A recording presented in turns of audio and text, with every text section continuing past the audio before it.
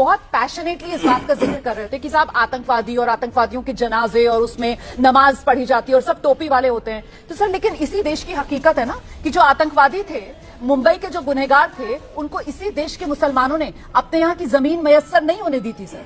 और इसके अलावा सर मुसलमानों की तरफ से ये फतवा इसी देश में जारी हुआ है सर कि मुसलमानों के लिए नमाज जनाजा भी नहीं पढ़ाई जाएगी। तो हम क्या ये अच्छी बातें जो है वो देखना नहीं चाहते सर? क्या हमारी ये मंशा है कि सामने वाला धर्म, क्योंकि हम उसको नहीं मानते हैं, हम अनुयायी नहीं है मुस्लिम धर्म को मानने वाले, तो हम मुस्लिम धर्म को बस गलत ही दिखाएंगे? ये पूरे धर्म को गलत दिखा रहे हैं सर आप। ये अच्छी बात है, आप मुस्लिम धर्म की क्यों नहीं लोगों को बता रहे हैं? संतों का काम तो सब धर्मों की अच्छाई बताना है। देखिए, निश्चित तौर पर भारत के लोगों ने अगर वास्तविकता में इस्लाम इतना, अगर जिस प्रकार से हम लोग इस्लाम की बात करते हैं कि भारत ने इस्लाम को स्वीकार किया, भारत के हिंदुओं ने इस्लाम को स्वीकार किया, और आज बड़ी संख्या में मुझे लगता है कि भारत के अंदर मुसलमान रहते हैं जी। मुझे लगता है कि शायद 25 से 30 करोड़ मुसलमान भारत में रहता है।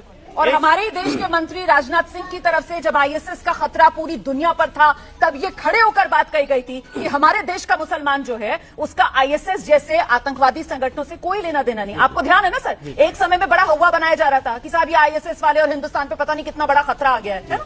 तो मुसलमान तो देशभक्त भी है सर, और मुसलमान तो आतंकवादियों के नमाजे जनाजा की भी पैरवी नहीं करता है। ये फतवा है सर, क्योंकि अक्सर ये पूछा जाता है कि ऐसा कोई फतवा है, तो मैंने कहा मैं फतवा बता दूं, मेरा दर्शक जो है उसको सब पता होना चाहिए।